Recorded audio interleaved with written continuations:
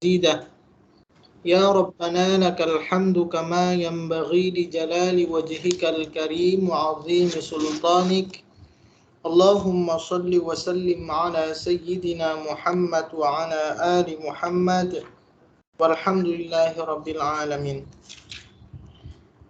اللهم ربنا تقبل منا صلاتنا وصيامنا وقيامنا وركوعنا وسجودنا وقعودنا وتضرعنا وتخشعنا وتعبدنا وتمم تقصيرنا ya Allah ya Rabbal Alamin.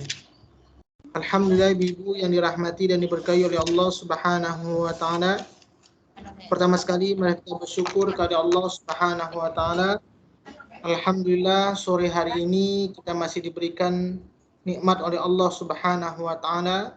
Nikmat yang begitu besar yaitu nikmat iman, nikmat kesehatan, nikmat kesempatan, sehingga kita dapat terus bisa saling mengingatkan dalam hal kebaikan dan terus bisa saling bersilaturahmi, saling mengingatkan dalam hal ketaatan. Selanjutnya tak lupa pula kita berselawat kepada junjungan kita Nabi besar Muhammad sallallahu alaihi wasallam. Allahumma salli wa sallim ala sayyidina Muhammad wa ala ali Muhammad. Semoga dengan kita selalu memperbanyak selawat kepada baginda Rasulullah sallallahu alaihi wasallam, kiranya kita layak dan berhak mendapatkan syafaat dari beliau. Amin ya rabbal alamin.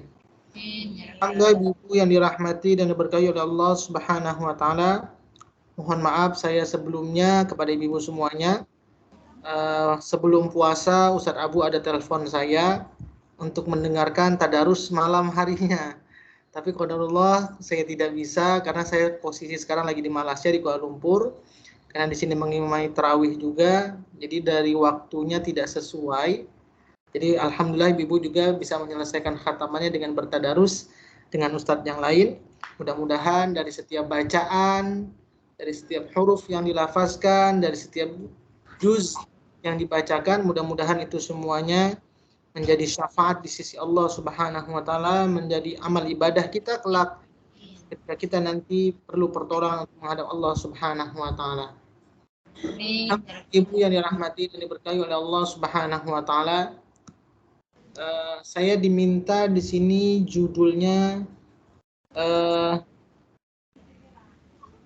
Ramadan Syahrul Mubarak. Tiba-tiba saya dikasih tema kajian adalah Ramadan Syahrul Mubarak. Ya. Kalau kita melihat ibu-ibu, ketika kita bercerita tentang Ramadan, wah sebentar lagi ini masuk bulan Ramadan, atau 2 bulan lagi masuk bulan Ramadan, atau 2 minggu lagi masuk bulan Ramadan. Kira-kira apa yang biasanya terpikir oleh seseorang ketika mendengar istilah Ramadan? Apa kira-kira yang terpikir di kepala kita tentang Ramadan itu? Yang kebanyakan umum orang ketika bercerita Ramadan, wah sebentar lagi kita akan ini nih. Puasa ya. Orang semua ketika ditanya, wah sebentar lagi kita akan Ramadan, berarti terpikir di otak kita tuh, wah berarti kita sebulan penuh akan berpuasa. Akan tetapi, dari 30 juz ayat yang berada di dalam Al-Quran, dari Al-Fatihah sampai surah An-Nas, hanya ada 1 ayat dan 1 surah yang menyebutkan kalimat Ramadan secara jelas. Langsung Ramadan, nama bulannya disebutkan. Akan tetapi ketika disebutkan dengan nama istilah bulan Ramadan, tapi tidak digandengkan dengan kalimat puasa. Di dalam Al-Quran, ketika kalimat Ramadan disebutkan, Allah menggandengkan kalimat Ramadan itu dengan kalimat Al-Quran. Sekarang kita lihat dalam surah Al-Baqarah. Jadi Ramadan itu puasa tidak, tapi Ramadan itu adalah Quran sebenarnya. Dalam surah Al-Baqarah yang kecil ada. Ayat yang ke-185. Silakan ibu-ibu yang mau baca. Al-Baqarah 185 dengan artinya. salah. Banter, mau naik banter.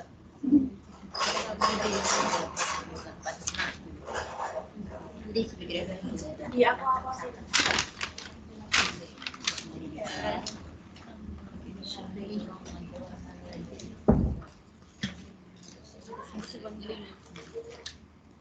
أعوذ بالله من الشيطان الرجيم بسم الله الرحمن الرحيم شهر رمضان الذي أنزل فيه القرآن هدى للناس وبينات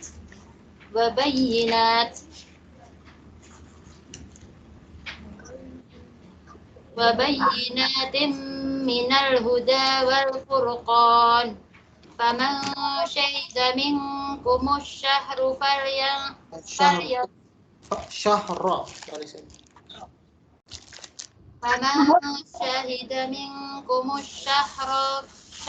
فليصمه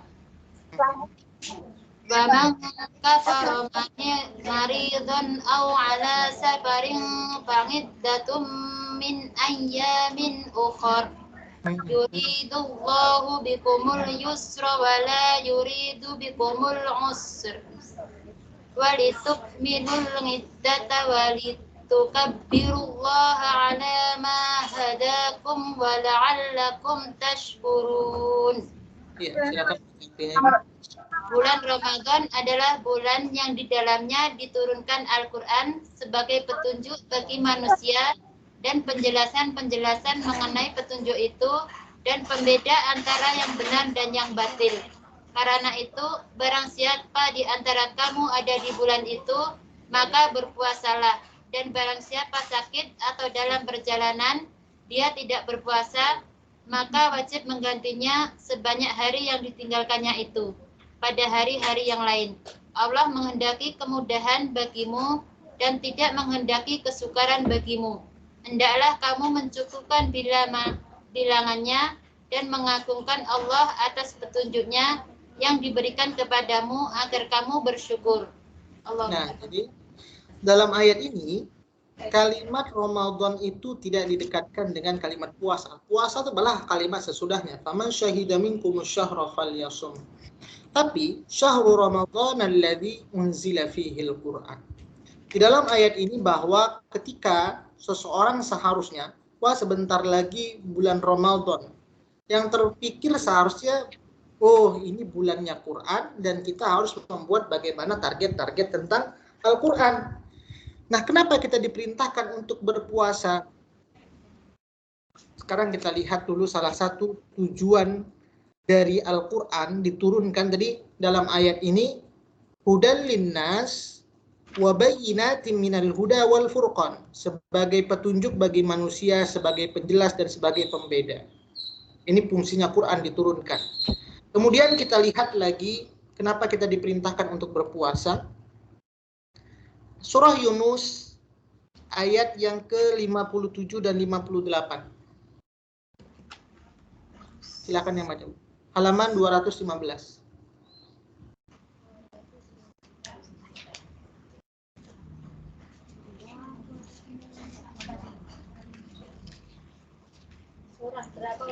Ayat berapa, Ustaz? Ayat ke-57 dan 58.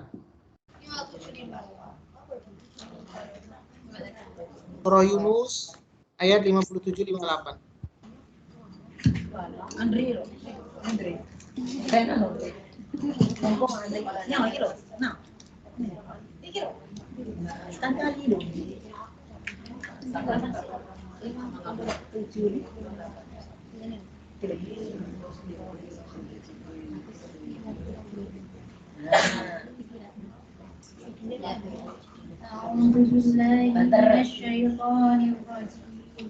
Bismillahirrahmanirrahim.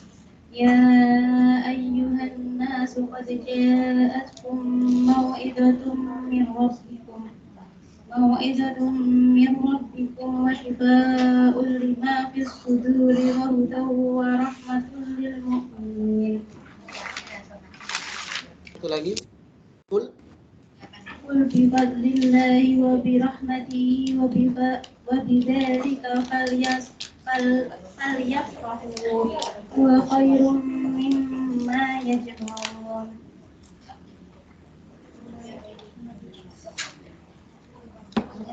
Wahai manusia, sungguh telah datang kepadamu pelajaran Al-Quran dari Tuhanmu, penyembuh bagi penyakit yang ada dalam dada dan petunjuk serta rahmat bagi orang yang beriman. Katakanlah Muhammad, dengan karunia Allah dan rahmatnya, hendaknya dengan itu mereka bergembira. Itu lebih baik daripada apa yang mereka kumpulkan. Iya. Di dalam ayat 57 dan 58, wahai manusia, sesungguhnya telah datang kepadamu pelajaran Al-Quran dari Tuhanmu. Tujuannya sebagai pelajaran penyembuh bagi penyakit yang ada di dalam dada dan petunjuk serta rahmat bagi orang-orang yang beriman. Ayat ke-58, katakanlah Muhammad, dengan karunia Allah dan rahmatnya, hendaklah dengan itu mereka bergembira. Ini harus kita garis bawahi. Fabidzalika falyafrahu. Jadi orang beriman ketika diturunkan Al-Quran, mereka itu harus bergembira. Mereka itu harus berbahagia. Dan kapan Quran itu diturunkan? Yaitu pada bulan Ramadan. Nah, bagaimana cara bahagianya? Bagaimana cara gembiranya? Bagaimana cara senangnya orang-orang yang beriman ketika diturunkan Al-Quran? Maka diperintahkan bagi mereka berpuasa. Itulah salah satu bagaimana gembira dan bahagianya orang-orang beriman ketika diperintahkan, ketika Al-Quran diturunkan ke muka bumi. Itu jadi penyebab puasa itu karena Al-Quran diturunkan. Maka kalau kita melihat bagaimana kisah Nabi Musa alaihi salam ketika diselamatkan oleh Fir'aun pada bulan Muharram, maka ketika diselamatkan Nabi Musa dan pengikutnya, maka mereka juga diperintahkan untuk berpuasa. Ini salah mereka berbahagia. Kemudian Nabi Ibrahim dan Ismail, ketika proses bagaimana penyembelihan, Nabi Ismail juga diselamatkan, tidak jadi disembelih. Maka bagaimana bagi kita yang tidak bisa melaksanakan ibadah haji, maka kita juga diperintahkan untuk berpuasa. Jadi orang beriman itu bagaimana cara mereka bergembira, yaitu salah satunya dengan berpuasa. Nabi Muhammad lahirnya kapan, Ibu? 12 Rabiul Awal. Harinya. Hari Senin. Ketika Nabi Muhammad SAW ditanya, kenapa beliau berpuasa di hari Senin dan Kamis? Jawaban beliau bagaimana, Ibu? Jadi salah satu bagaimana cara kita bahagia dan bersyukur itu dengan puasa, Ibu. Jadi tahu jawabannya, Bu, ya. Kenapa kita diperintahkan berpuasa 30 hari? Karena Quran diturunkan, dan ketika Quran diturunkan bagi orang yang beriman disuruh berbahagia. Nah, bagaimana cara bahagianya? Dengan berpuasa 30 hari. Dan ini yang harus kita garis bawahi, Bu. Qul bi fadlillahi wa bi rahmatihi fabidzalika falyafrahu. Terkadang dalam kehidupan ini yang bisa membuat manusia itu bahagia apa, Ibu? Rumah, punya anak, punya duit banyak, punya mobil mewah. Tapi kenyataannya kira-kira bisa buat bahagia nggak, Ibu? Tidak. Ada yang punya rumah mewah tapi dalam rumahnya kayak neraka, berantem terus. Rumahnya besar, seakan-akan orang lihat dari luar tukang beca, naik sepeda, wah ini rumah kayak istana surga. Pokoknya penduduk rumahnya semuanya berantem terus, dalamnya kayak neraka. Ada orang yang punya uang banyak, tiba-tiba digunakan kesalahan, nggak ngantarkan dia bahagia juga. Akhirnya juga anaknya ahli warisnya berantem, nggak bahagia juga. Tidak mengantarkan 100% manusia itu menjadi bahagia kalau salah dalam menggunakannya. Tapi di dalam Al-Quran dikatakan bagaimana seorang yang beriman, bagaimana manusia itu agar bisa bahagia. Jawabannya satu. Dengan Al-Quran maka manusia itu akan bahagia. Ini jelas Allah katakan, "Qul bi fadlillahi wa bi rahmatihi fabidzalika falyafrahu." Ini adalah karunia dari Tuhan. Ini adalah rahmat dari Tuhan. Maka bagaimana sikap kita terhadap Al-Quran? maka selalu dalam keadaan bahagia. Maka sesungguhnya ketika manusia dalam kegelisahan, banyak masalah, agar keluar dari masalah dan kesusahan terus, kembali kepada kebahagiaan, dekatlah dengan Al-Quran. Maka menutup ayatnya, huwa khairum mimma yajma'un. Kalau seandainya yang semua kita miliki, rumah yang katanya bisa buat bahagia, harta bisa buat bahagia, mobil bisa buat bahagia, kalau seandainya semua dikumpulkan, huwa khairum mimma yajma'un. Jauh Quran akan bisa membuat kalian lebih bahagia dari apa yang kalian miliki. Jadi tahu cara bahagia sekarang gimana, Bu ya? Dan seharusnya ketika bulan puasa ini kita semakin banyak baca Quran dan kita semakin bahagia seharusnya. Ini kata Quran. Nah, tadi judulnya adalah Ramadan Syahrul Mubarak. Ramadan adalah bulan yang berkah. Kenapa Ramadan ini menjadi bulan yang berkah, Ibu-ibu? Kita buka surah Ad-Dukhan ayat 3. Surah 44 halaman 497.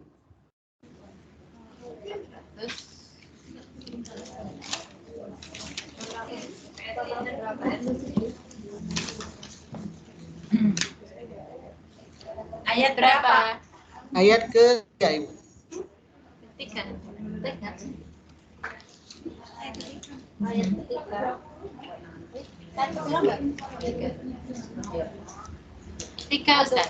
3 apa 30? Ayat ketiga. Ayat ketiga. Al-Duhan.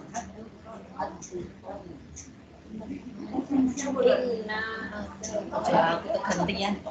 Dik, ayat berapa? Nah, lihat tampil Ayat banyak. 3 saja. Ya. Halo, sini. Ayat 3 saja. Ayo, mana Ramadan?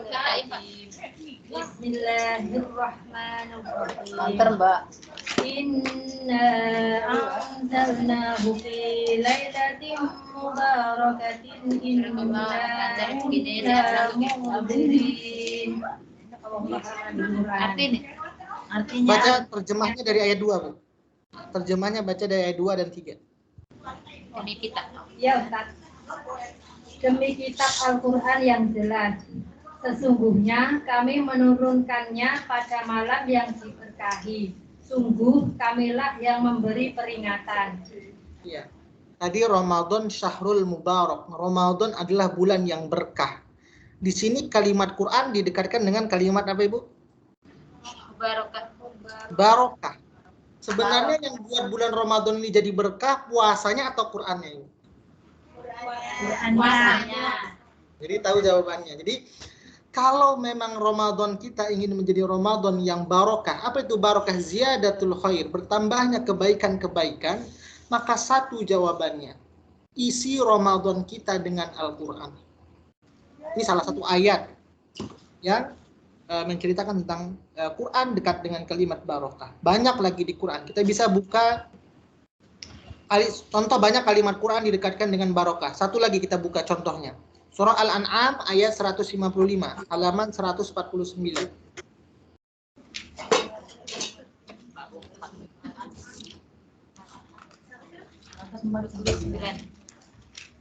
Ayat berapa, Ustaz? 155.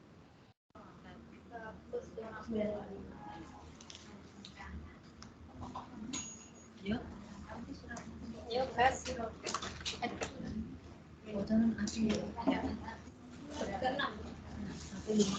Lima.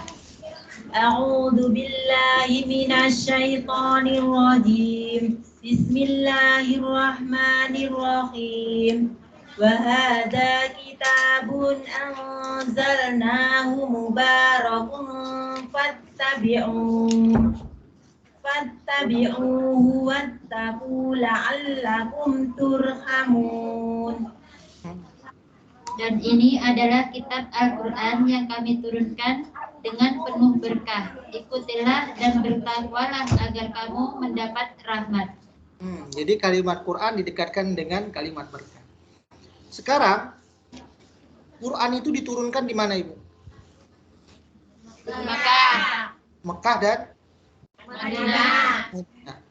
Kita lihat karena Quran diturunkan di Mekah dan Madinah, sehingga kalimat Mekah dan Madinah didekatkan dengan keberkahan. Apa penyebabnya? Quran diturunkan di sana. Ali Imran 96, halaman 62.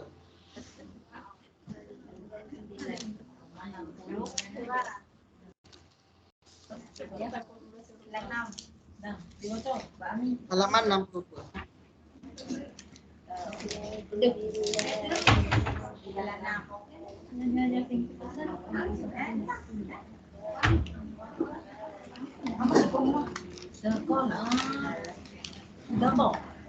A'udzu billahi minasyaitonir rajim. Bismillahirrahmanirrahim. Inna awwala baiti wudi'a lin-nasi lailal biba'kada mubarakan wa hudan lil Ba'kada mubarakau wa hudan lil alamin. Sesungguhnya rumah ibadah pertama yang dibangun untuk manusia ialah Baitullah yang di Mekah yang diberkahi dan menjadi petunjuk bagi seluruh alam. Jadi kalimat Mekah di sini didekatkan dengan kalimat barokah, berkah.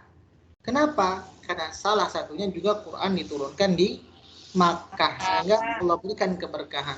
Jadi dalam kehidupan kita, Ibu, kalau ingin mendapatkan keberkahan, kebaikan, isi waktu-waktu kita yaitu dengan Al-Quran. Apalagi di bulan Ramadan ini, sangat seharusnya kita juga mengisi bagaimana dari setiap waktu yang kosong itu jangan sampai terbuang dengan sia-sia.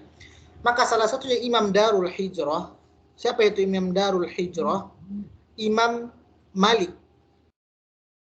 Imam Malik itu ketika beliau tinggal di Madinah dan ketika beliau masih hidup di Madinah, tidak ada satupun orang yang berani memberikan fatwa ketika beliau masih hidup.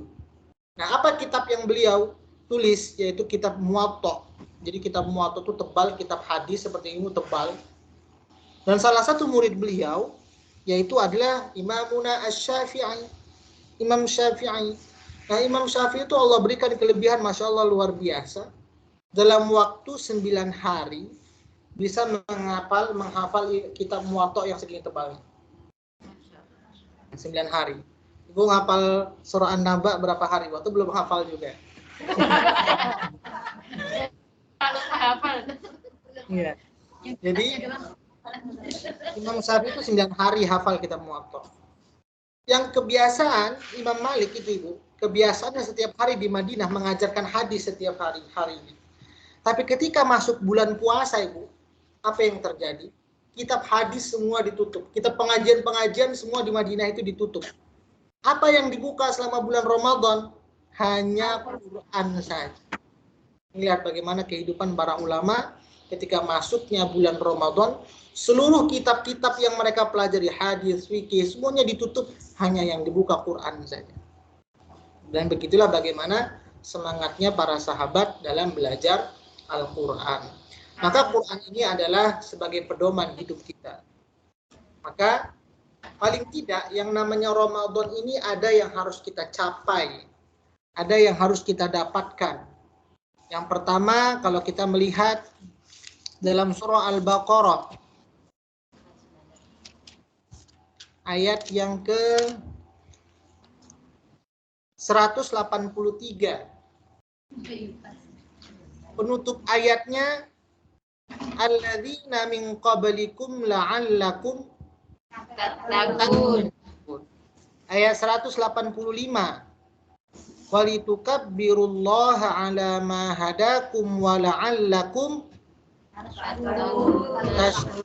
Ayat 86, waliyu'minu bi la'allahum Ya. Ayat ke 187, penutup ayatnya, kadzalika yubayyinullahu ayatihi linnasi la'allahum Tattaqun. Ayat 189, wattaqullaha la'allakum Tuflihun. Nah, ujung-ujungnya lihat itu, Bu. Jadi kalau biasanya orang sekolah, seorang pendidikan atau sekolah di universitas atau di sekolah, pasti ada yang ingin dicapai dari sekolahnya, target-target ya, Bu ya. Jadi ketika pelajar itu bisa mengaplikasikan, bisa mengamalkan pelajaran yang dituju, yang diajarkan di sekolah dan diamalkan di luar sekolah, itulah yang namanya pelajar yang berhasil. Pelajar yang diinginkan oleh seorang guru maupun capaian sekolah tersebut. Tapi ada seorang pelajar ketika di sekolah dia belajar, tidak mau belajar, kemudian di luar sekolah dia tidak aplikasikan. Maka di sini terbagi kepada dua. Ada pelajar yang sukses, ada pelajar yang gagal. Dan Ramadan ini salah satu nama lainnya ada Syahrul Mubarak, bulan yang diberkahi. Syahrul Maghfirah, bulan ampunan. Syahrul Tarbiyah, bulan pendidikan. Syahrul Ibadah, bulan ibadah. Syahrul Qiyam, bulan untuk melakukan sholat malam. Syahrul Sadaqah, bulan diperintahkan kita sedekah. Kemudian Syahrus Sabar, kita diperintahkan untuk perbanyak sabar. Dan dari sekian banyak nama lain dari bulan Ramadan tersebut adalah Syahrut Tarbiyah, bulan pendidikan. Dan yang ingin dicapai dari pendidikan bulan Ramadan ini adalah ujung-ujung dari ayatnya, Ibu. Itu nilai yang harus kita capai. Jadi kalau kita selama ini belajar tahsin, belajar tajwid, apa tujuan dari belajar tajwid? Agar jangan salah baca, panjang pendeknya benar, makhorijul hurufnya benar. Jangan sampai salah arti ketika belajar Qur'annya. Dan begitu juga, apa tujuan dari perintah puasa ini? Yang pertama, agar kita jadi orang yang bertakwa. Yang kedua, agar kita jadi orang yang bersyukur. Yang ketiga, agar kita jadi orang yang benar. Kemudian agar kita jadi orang yang bertakwa lagi. Kemudian agar kita jadi orang yang sukses. Yang namanya sekolah itu tujuan akhirnya agar pelajarnya jadi orang yang sukses ya Bu ya. Wah, dia sudah sukses, dia tamatan sekolah ini. Sekarang dia sudah sukses. Dan sekarang kita sekolah selama sebulan. Dididik selama sebulan. Kira-kira kita jadi pelajar yang sukses atau pelajar yang gagal? Maka tujuan dari pendidikan itu paling tiga yang harus kita capai. Yang pertama, seorang hamba itu harus cerdas secara intelektual. Yang kedua, seorang pelajar itu harus cerdas secara emosional. Yang ketiga, seorang pelajar itu harus cerdas secara spiritual. Jadi tiga. Intelektual, emosional, spiritual. Yang pertama, cerdas secara intelektual. Dan bulan Ramadan ini sangat banyak sekali pengajian-pengajian yang membuat kita cerdas. Ya, meski kita mungkin hadir di majelis ilmunya, bisa juga dengan online atau YouTube zaman sekarang ya Bu ya, live. Banyak kita buka-buka dengan kecanggihan sekarang. Buka handphone, ada pengajian. Jadi bulan puasa ini isi waktu-waktu kita dengan wawasan-wawasan yang menambah keilmuan kita. Itu yang pertama. Tapi itu belum cukup dikatakan orang yang cerdas. Pintar dia di sekolah, tapi orangnya suka marah-marah. Nggak terkendali emosionalnya. Kira-kira itu sudah dikatakan orang baik atau belum Ibu? Belum. Maka harus juga cerdas secara emosional. Bisa menahan amarah, bisa peka terhadap orang lain ketika sedang susah, itu baru yang dikatakan orang yang cerdas. Itu juga masih belum cukup dikatakan orang yang cerdas. Harus satu lagi yang ia isi dalam kehidupan, cerdas secara spiritual. Apa itu? Bagaimana agar dia menjadi hamba yang patuh kepada Allah. Bagaimana dia menjadi hamba yang bertakwa kepada Allah. Bagaimana ilmu yang ia dapatkan mengantarkan dia menjadi hamba yang dekat kepada Allah Subhanahu wa Ta'ala. Ini baru yang dikatakan pelajar yang sukses. Jadi kalau seandainya bulan Ramadan ini kita rajin baca Quran, bulan Ramadan ini kita rajin sedekah, bulan Ramadan ini kita rajin sholat malam, tapi 11 bulan berikutnya tidak terbawa sedikit pun amalan kita, maka sesungguhnya orang ini adalah pelajar yang gagal ketika bulan Ramadan. Maka salah satu dikatakan, Imam Ibnul Qayyim mengatakan dalam kitab Al-Fawaid, beliau mengatakan bahwa ciri-ciri orang yang diterima amal ibadahnya salah satunya ketika dimudahkan oleh Allah Subhanahu wa taala melakukan kebaikan di bulan Ramadan dan 11 bulan juga dimudahkan melakukan kebaikan, maka ini salah satu tanda-tanda amalan ibadah orang tersebut diterima oleh Allah Subhanahu wa taala. Bisa kita buka dalam surah Al-Lail. Silakan baca ayat ke-5 sampai ke-7. Al-Lail. Al-Lail 595.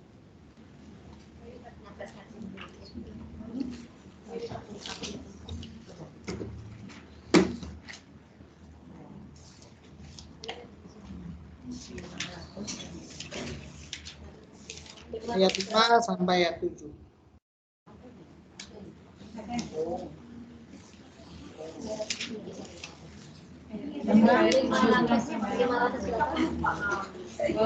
A'udzu billahi minasy syaithanir rajim.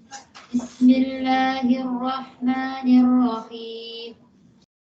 Fa'amma man a'ta wattaqa wa saddaqa bil husna fasanuyassiruhu lil yusra.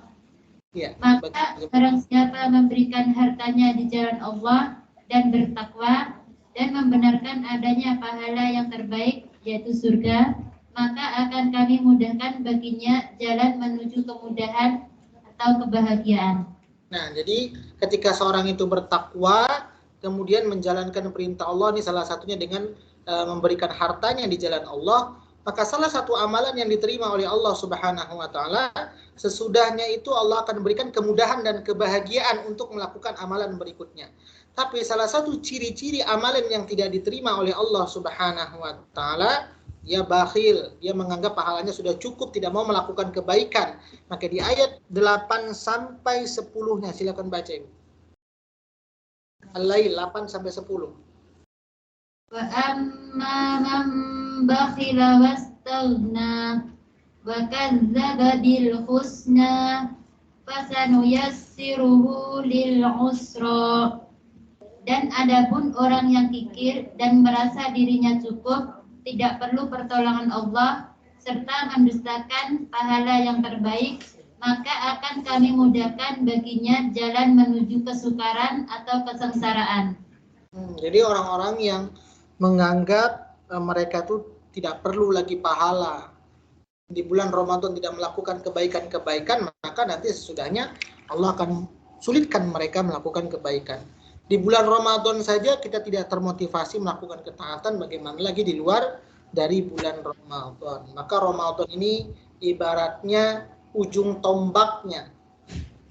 Kalau seandainya kita baik melakukannya, maka salah satunya juga Allah akan mudahkan kita melakukan pada 11 bulan berikutnya.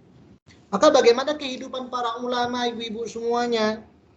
Kebiasaan para ulama 6 bulan sebelum hadirnya bulan Ramadan, mereka selalu meminta kepada Allah Subhanahu wa taala agar disampaikan pada bulan Ramadan usianya.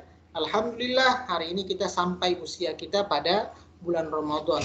Mudah-mudahan ini bagian dari doa kita yang diijabah oleh Allah Subhanahu wa taala.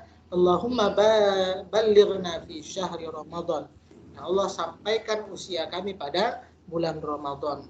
Kemudian setelah para ulama tersebut mereka sampai usianya pada bulan Ramadan, maka setelah itu mereka meminta berdoa kepada Allah Subhanahu wa taala.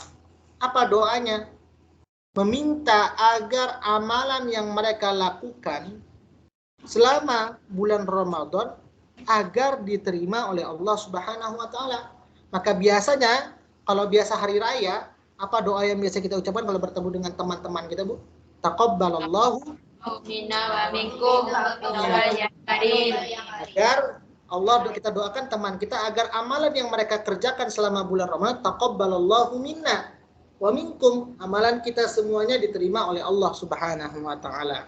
Maka para sahabat itu khawatir agar bagaimana amalan mereka itu diterima oleh Allah Subhanahu wa taala. Maka mereka berdoa selama 6 bulan. Jadi itulah salah satunya keutamaan dari bulan Ramadan. Lihat saja bagaimana baginda Rasulullah, orang yang sudah dijamin masuk surga, tapi selalu berdoa kepada Allah Subhanahu wa taala setiap paginya. Apa doa yang biasa dibaca baginda Rasulullah setiap pagi, Ibu? Ada yang tahu?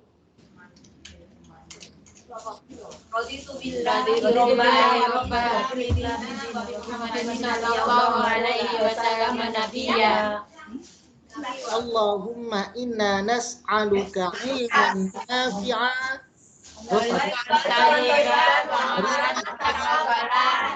wa amalan mutaqabbala. Ini adalah doa baginda Rasulullah yang selalu dibaca setiap pagi oleh baginda Rasulullah. Apa artinya? Allahumma inna nas'aluka ilman nafi'a. Ya Allah, berikanlah aku ilmu yang bermanfaat. Jadi setiap hari itu kita selalu minta sama Allah agar diberikan ilmu dan ilmu itu bermanfaat. Kemudian yang kedua, warizqan saja. Tapi bagaimana hari itu kita juga diberikan rizki yang halal dan baik oleh Allah Subhanahu wa taala. Bukan itu saja, Ibu, apalagi doanya?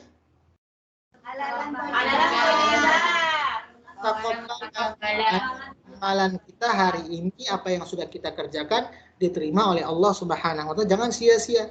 Baginda Rasulullah saja yang dijamin masuk surga selalu bacanya tiap pagi. Apalagi kita yang nggak ada jaminan masuk surga, maka apa yang sudah kita kerjakan selama sebulan penuh ini, kita berdoa kepada Allah Subhanahu wa taala agar seluruh amalan yang kita kerjakan bernilai dan diterima oleh Allah Subhanahu wa ta'ala. Ini contoh Nabi Muhammad. Kemudian Nabi Ibrahim dan Ismail ketika membangun Ka'bah, setelah selesai mendirikan Ka'bah, apa doa dari mereka? Silakan buka surah Al-Baqarah 127, halaman ke-20, surah Al-Baqarah 127.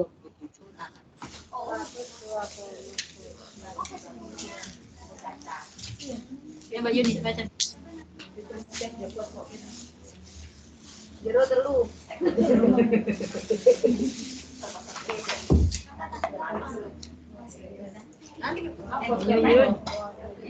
A'udzu billahi minasy syaithanir rajim.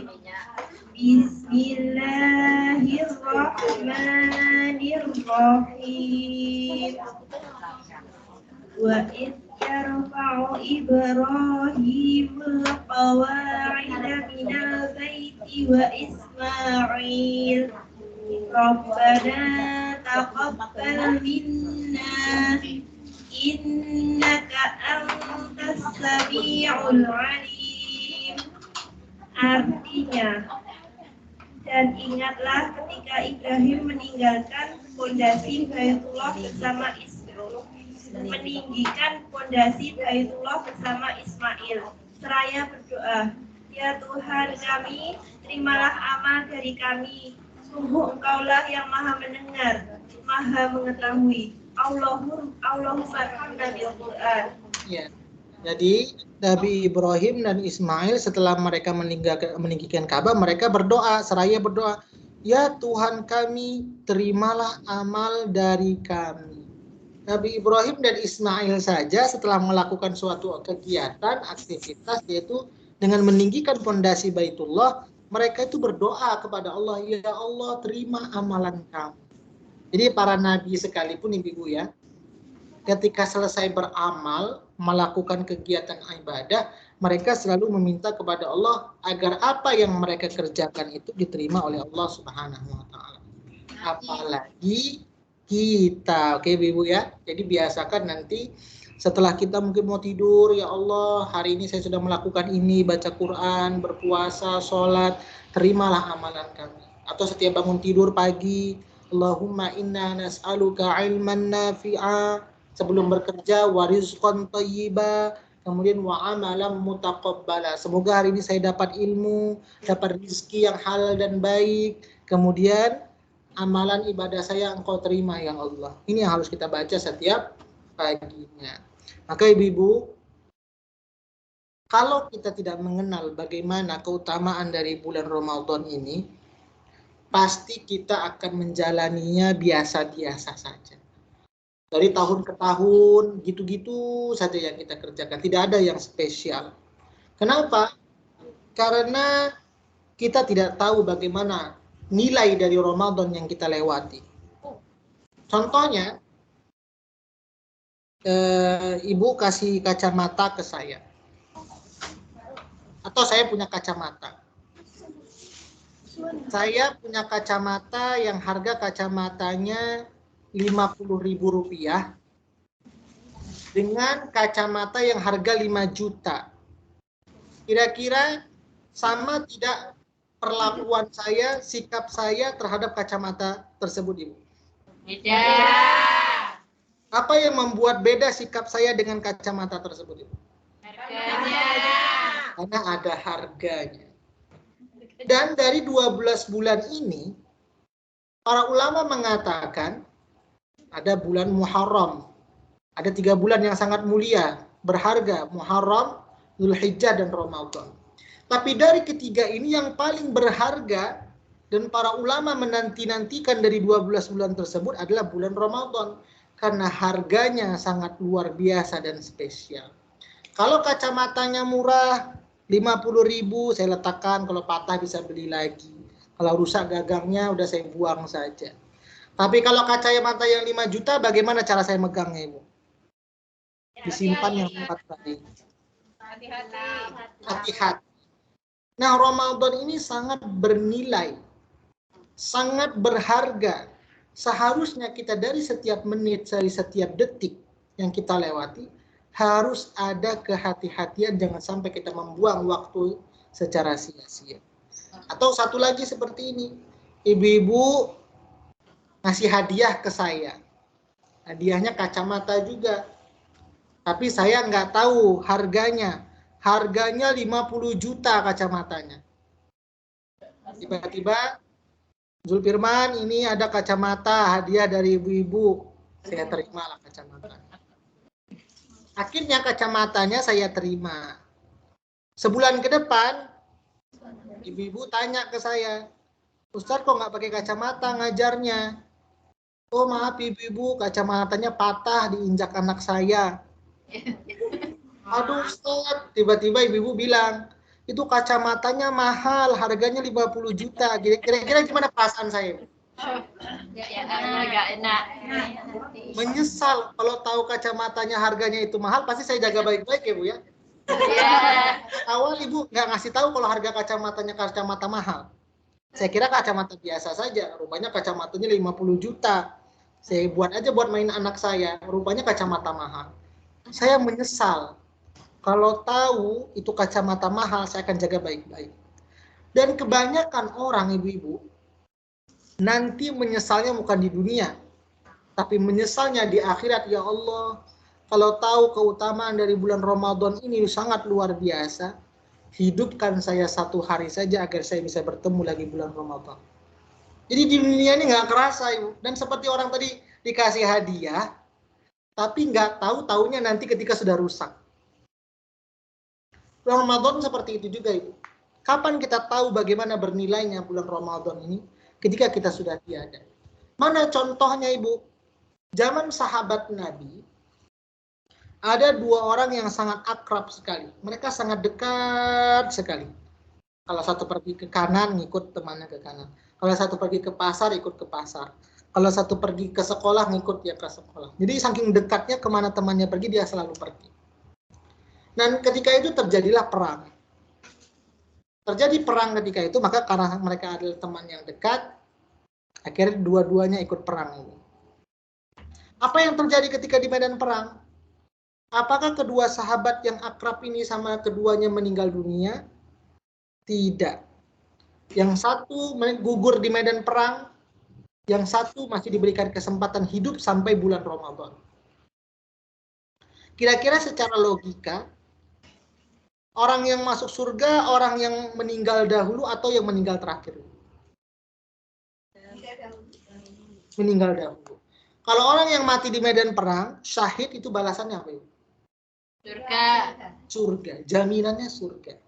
Tapi ketika itu, ini sahabat yang pertama meninggalnya di medan perang dan syahid. Yang satu lagi meninggalnya 1 tahun ke depan bertemu dengan bulan Ramadan. Setelah selewat bulan Ramadan baru meninggal. 2 sahabat yang sangat akrab ini.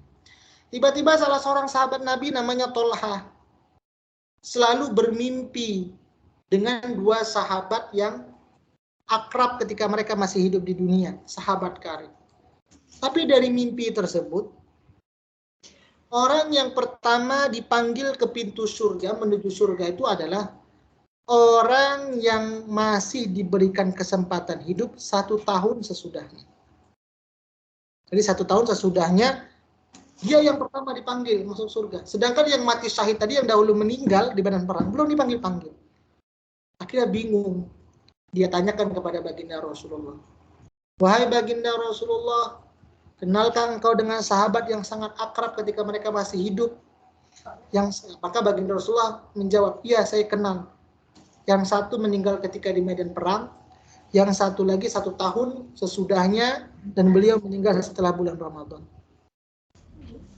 Tapi baginda Rasulullah, aku bermimpi, kata Tolha, sahabat Nabi. Kenapa yang dipanggil menuju surga itu adalah sahabat yang terakhir hidup? Akhirnya baginda Rasulullah menjawab, karena ketika dia hadir di bulan Ramadan, dia maksimalkan seluruh kegiatan dengan ibadah, dan seluruh amal ibadahnya diterima oleh Allah Subhanahu wa Ta'ala, maka amalan yang ia kerjakan bisa mengalahkan orang yang mati syahid di medan perang. Bayangkan ini.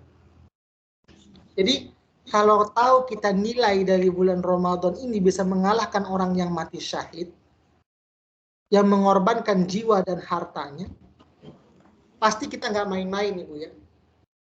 Dan berapa jarak tempuh yang dipanggil, Ibu, antara teman satu ke teman yang lainnya? Seperti orang yang melakukan perjalanan antara bumi dengan langit. Baru dia dipanggil ke pintu surga. Yang temannya sudah di surga, yang teman satu lagi belum dipanggil. Berapa jarak panggilnya, jarak tempuhnya? Orang yang melakukan perjalanan antara bumi dengan langit. Bayangkan, pahala dari ibadah Ramadan itu kalau kita tahu nilainya, pasti kita nggak main-main. Sama seperti kacamata tadi, Bu ya. Kalau tahu nilainya, pasti kita nggak suka hati ya, Bu ya. Oh, ini benda mahal ini, kita harus jaga baik-baik. Oh, Ramadan ini adalah Ramadan yang sangat bulan luar biasa. Ada ampunan dari Allah, ada keringanan. Jadi dari 12 bulan Muharram sampai Muharram, Safar, Zulqa'dah sampai Zulhijjah, itu ada bulan ampunan, bulan maghfirah, bulan diberikan keringanan oleh Allah Subhanahu wa Ta'ala karena ada satu peristiwa. Apa peristiwa tersebut? Peristiwa Quran diturunkan sehingga seorang hamba diperintahkan untuk berpuasa, kemudian bagi orang yang diterima amal ibadahnya diberikan keringanan atas dosa-dosa mereka ketika melakukan kesalahan-kesalahan 1 tahun sebelumnya. Karena ada peristiwa yang luar biasa. Dan di negara kita sebenarnya juga seperti itu, Ibu. Biasanya kalau orang yang dipenjara, ada yang pernah masuk penjara, Ibu-ibu? Jangan.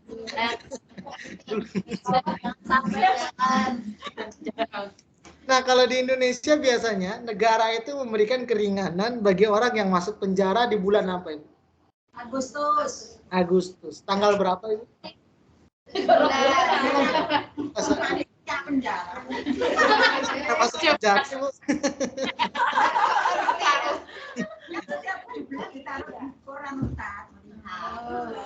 Kirain pernah, Bu. Gimana itu? 17 Agustus. Biasanya ada peristiwa penting, hari kemerdekaan. Maka negara kita juga menghormati hari kemerdekaan itu dengan memberikan keringanan-keringanan bagi orang yang melakukan kesalahan. Namanya remisi. Ada yang dikeluarkan dari penjara, ada yang hukumannya mungkin yang 7 tahun jadi 4 tahun. Karena dia ketika dalam penjara, kelakuannya baik. Nah, kalau negara saja, Ibu, memberikan kebahagiaan bagi masyarakatnya dengan meringankan hukuman bagi orang yang bersalah, maka juga Allah Subhanahu wa Ta'ala dalam 1 tahun itu memberikan keringanan bagi orang yang selama ini banyak melakukan dosa dengan hadirnya bulan Ramadan. Kalau kita sadar, kenapa? Karena ada peristiwa yang sangat luar biasa, yaitu Quran diturunkan. Maka biasanya tiba-tiba nih 17 Agustus ada yang dikeluarkan dari penjara, ada yang diberikan keringanan hukuman penjaranya. Kemudian dari sekian banyak orang yang di penjara narapidana, ada yang nggak dapat jatah keringanan. Kira-kira apa yang mereka rasakan ini? Sedih. Ya Allah, ada nggak ya tahun depan aku dapat jatah lagi? Tahun ini saya nggak dapat jatah. Tahun ini saya nggak dapat jatah keringanan. Sedih mereka. Kira-kira kalau tahun ini kita nggak diterima amal ibadah Ramadan kita, sedih nggak ya? Sedih. Tapi kebanyakan orang kadang biasa-biasa saja Ibu ya. Dan tahunya sedihnya nanti ketika nanti di alam kubur. Minta lagi sama Allah, ya Allah hidupkan aku 1 hari saja agar 1 hari ini bisa menebus dosa-dosa. Maka Ibu, selagi kita masih diberikan kesempatan hidup, maksimalkan Ramadan kita, masih ada beberapa hari lagi. Maka isilah Ramadan ini dengan kebaikan-kebaikan. Sebelum kita tutup, masih ada berapa menit lagi. Maka kita buka surah Al-Alaq. Al-A'la. Al-Alaq. Yang menceritakan tentang Lailatul Qadar itu surah apa itu? Yang menceritakan tentang Lailatul Qadar itu surah apa itu? Al-Qadar. Belum surah Al-Qadar, surah apa Ibu?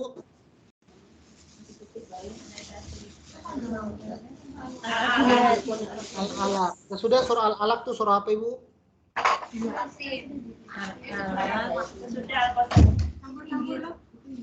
Sudah surah Al-Alaq surah apa Ibu? Al-Bayyinah, Ibu ya.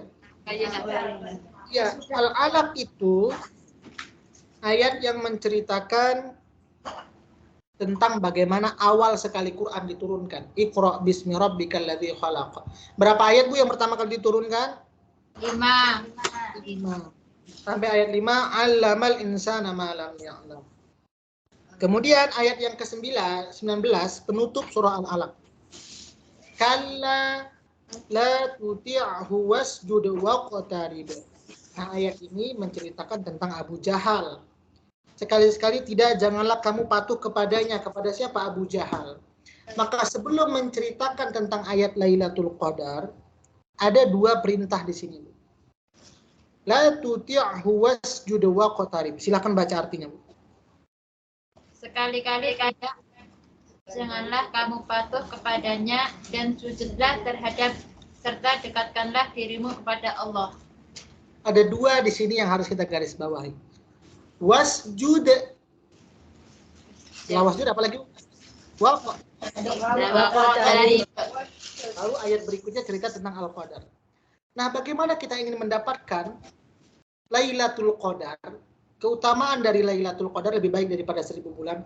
Amalan apa yang harus kita isi? 2. Wasjud waqtarib. Perbanyak sujud di 10 terakhir. Lailatul sujud. Kemudian perbanyak Lailatul Taqarrub, perbanyakkan mendekatkan diri kepada Allah dengan baca Quran, dengan berzikir, dengan beristighfar. Ini yang harus kita isi 10 malam terakhir. Baru lanjut ceritanya surah Al-Qadar. Inna anzalnahu fi lailatul qadar. Nah, biasanya kalau dalam susunan bahasa, Andi pergi ke pasar, disebutkan dulu nama orang. Kemudian dia di sini siapa Ibu? Andi. Nah, dalam surah Al-Qadar ini kalimat Qur'annya nggak ditulis. Inna anzalnahu fi lailatul qadar. Langsung hu. Tidak inna anzalnal Qur'an, tapi hu dengan kata ganti. Sesungguhnya kami telah menurunkannya. Nyanya siapa? Yaitu Quran. Kenapa dalam bahasa Arab Qur'annya nggak ditulis? Karena sesungguhnya manusia itu sudah tahu bahwa yang diturunkan itu adalah Al-Quran, dan Quran itu sangat dekat dengan kehidupan manusia.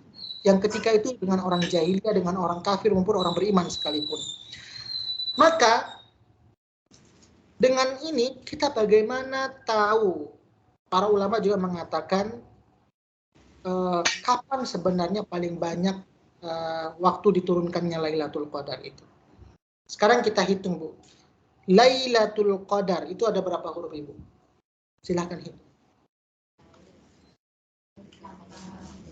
9. Kata Lailatul Qadar dalam surah Al-Qadar ini ada berapa, Ibu? 5. Ada berapa Lailatul Qadar? 3 kali 9 berapa, Ibu? 27. Oke, sampai sini. Kemudian surah Al-Qadar ini ada berapa ayat, Ibu? 5. Dan 10 ganjil terakhir 21. Berapa lagi, Bu? 21, 23, terus lagi, Bu? 25, 27, 29. Sama 5 juga, Ibu ya. 5 ayat, 5 malam.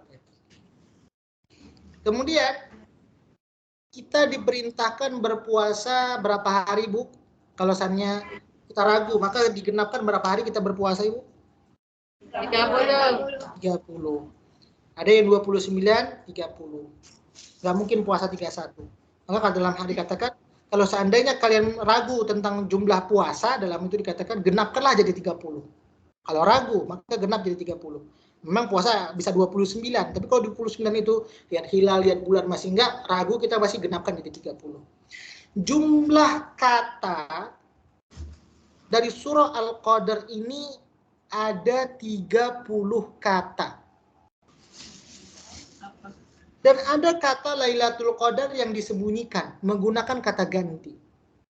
Yaitu pada ayat kelima, salamun hiya. Hiya ini di sini adalah maksudnya adalah Lailatul Qadar. Hiya ini menempati kata yang ke-27. 28-nya apa, Ibu? Kalimatnya hatta. 29-nya matla'in. 30-nya al-fajr. Maka di sini ada kalimat hiya itu adalah maksudnya Lailatul Qadar yang disembunyikan, tidak ditulis secara Lailatul Qadar. Seperti tadi inna anzalnahu, hu-nya nggak ditulis Quran tapi menggunakan hu. Ini ada kalimat Lailatul Qadar tapi digunakan dengan domir hiya. Maka kata para ulama, malam yang paling banyak dari sekian banyak dari dahulu Lailatul Qadar itu adalah malam 27.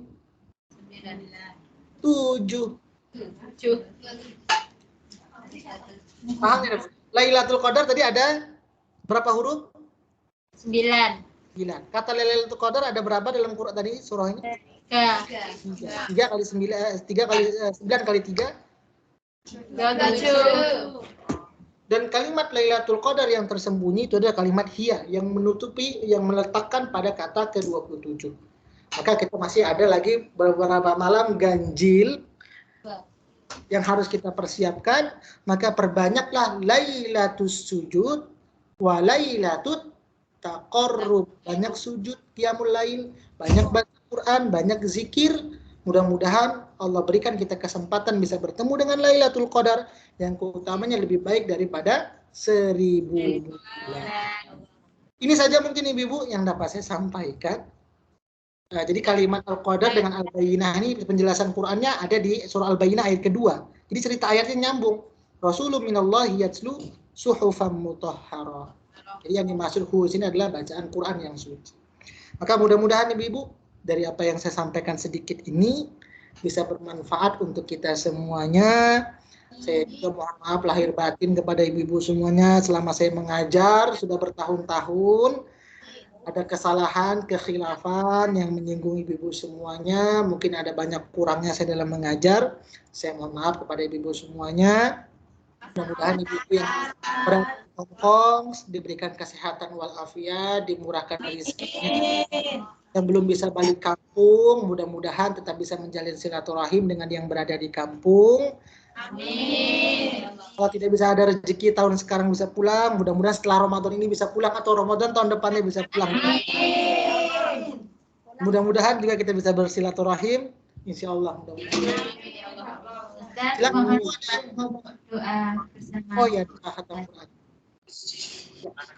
Alhamdulillah kita berdoa bersama Ibu-ibu, mudah-mudahan ayat Quran yang Ibu baca selama ini, ayat demi ayat, huruf demi huruf, juz dan surah, semuanya menjadikan amal ibadah kita semuanya di sisi Allah Subhanahu wa taala dan memberikan syafaat. Tsumma khususan ala hadhihi wa ala kulli niyatin salihah. Al-Fatihah. A'udzu billahi minasy syaithanir rajim. Bismillahirrahmanirrahim. Alhamdulillahi rabbil alamin. Ar-Rahmanir Rahim. Maliki yaumiddin. Iyyaka na'budu wa iyyaka nasta'in. Ihdinas siratal mustaqim. Siratal ladzina an'amta 'alaihim ghairil maghdubi 'alaihim waladdallin. Amin. أعوذ بالله من الشيطان الرجيم بسم الله الرحمن الرحيم الحمد لله رب العالمين حمدا يوافي نعمه ويكافئ مزيده يا ربنا لك الحمد كما ينبغي لجلال وجهك الكريم وعظيم سلطانك اللهم صل وسلم على سيدنا محمد اللهم ربنا تقبل منا صلاتنا وصيامنا وقيامنا وركوعنا وسجودنا وقعودنا وتضرعنا وتخشعنا وتعبدنا وتمم تقصيرنا يا الله يا رب العالمين اللهم اغفر لنا ذنوبنا ولوالدينا وارحمهم كما ربونا صغارا ولجدنا ولجداتنا ولمشايخنا ولأساتذتنا ولمن حضرنا ولمن غاب عنا ولجميع المسلمين والمسلمات والمؤمنين والمؤمنات الأحياء منهم والأموات إنك على كل شيء قدير اللهم ارحمنا بالقرآن واجعله لنا إماما ونورا وهدى ورحمة اللهم ذكرنا منه ما نسينا وعلمنا منه ما جهلنا وارزقنا تلاوته آناء الليل وأطراف النهار واجعله لنا حجة يا رب العالمين اللهم ارحمنا بالقرآن اللهم اجعلنا من أهل القرآن اللهم نور قلوبنا بالقرآن وزين أخلاقنا بالقرآن وأدخلنا الجنة بالقرآن ونجنا من النار بالقرآن اللهم اجعل القرآن لنا في الدنيا قرينا وفي القبر مونسا وفي القيامة شفيعا وعلى الصراط نورا وإلى الجنة رفيقا ومن النار سترا وحجابا وإلى الخيرات كلها دليلا وإماما اللهم انفعنا وارفعنا بالقرآن العظيم اللهم انفعنا وارفعنا بالقرآن العظيم. اللهم لا تدع لنا ذنبا إلا غفرته ولا هما إلا فرجته ولا دينا إلا قضيته ولا حاجة من حوائج الدنيا والآخرة إلا قضيتها يا أرحم الراحمين. اللهم إنا نسألك رضاك والجنة. اللهم إنا نسألك رضاك والجنة ونعوذ بك من سخطك والنار. اللهم إنك عفو كريم. اللهم إنك عفو كريم تحب العفو فاعف عنا وعن والدينا وعن جميع المسلمين والمسلمات برحمتك يا أرحم الراحمين. ربنا هب لنا من أزواجنا وذرياتنا قرة أعين واجعلنا للمتقين إماما. ربنا ظلمنا أنفسنا وإن لم تغفر لنا وترحمنا لنكونن من الخاسرين. ربنا آتنا في الدنيا حسنة وفي الآخرة حسنة وقنا عذاب النار. وصلى الله على سيدنا محمد وعلى آله وصحبه وسلم. سبحان ربك رب العزة عما يصفون وسلام على المرسلين والحمد لله رب العالمين. Alhamdulillah, Ibu semuanya, ini saja mungkin yang dapat saya sampaikan, lebih kurang mohon maaf. Assalamualaikum warahmatullahi wabarakatuh. Waalaikumsalam warahmatullahi wabarakatuh. Terima kasih. Mohon maaf lahir dan batin. Ya, mudah-mudahan Ustaz diberi kesehatan. Amin, amin. Bisa semua sehat. Amin. Dan selamat berbuka puasa. Mohon maaf lahir dan batin ya, Bu. Izin pulang. Juga Ustaz. Ya, Assalamualaikum warahmatullahi wabarakatuh. Waalaikumsalam warahmatullahi wabarakatuh. Ibu-ibu, terima kasih banyak ya Bu. Mohon maaf lahir dan batin. Mudah-mudahan semuanya sehat. Dan ya, nggak bisa libur.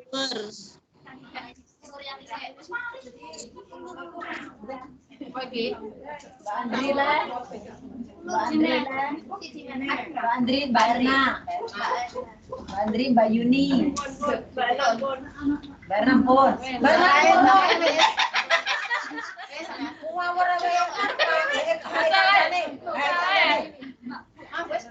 Aku, aduh, Pak Pegawai kirim ini.